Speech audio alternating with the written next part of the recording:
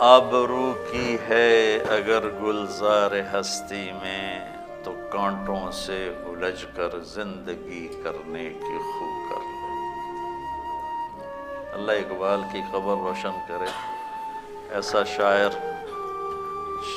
15 صدی میں نہیں پیدا ہوا۔ کیا خوبصورت بات کی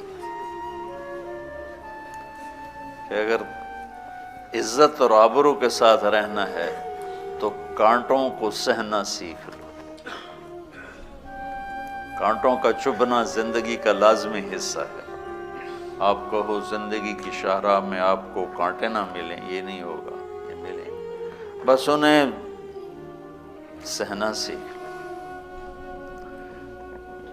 میں بیان میں کہا کرتا ہوں بچوں کو ہم بولنا سکھاتے ہیں، انہیں بولنا سکھاؤ، اور بڑوں کو چپ رہنا سکھاؤ کہ چپ رہنا بھی سیکھنے کی چیز ہے۔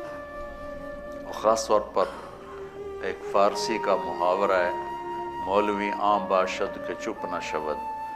مولوی اسے کہتے ہیں جو چپ نہ ہو، جس سے بولنا ہی بولنا ہے، چاہے اسے خود بھی سمجھ میں نہ آ رہا ہو کہ میں کیا کہہ رہا ہوں۔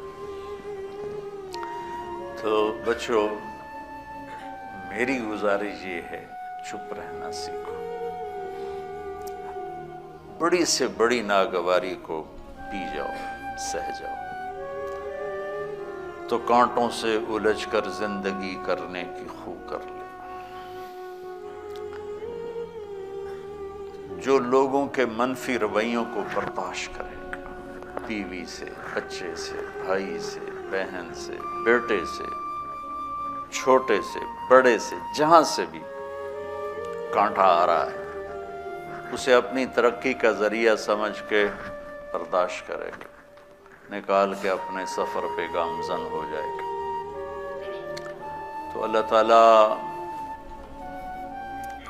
کا ایسا غیبی نظام اس کے ساتھ چلے گا کہ ساری دنیا دیکھے گی۔ ہمارے ماحول میں منفی بولنا، منفی لکھنا بہت زیادہ ہو گیا۔ بچوں، اللہ کے واسطے لوگوں کے لیے باعث رحمت بن جاؤ، لوگوں کے لیے محبت بن جاؤ۔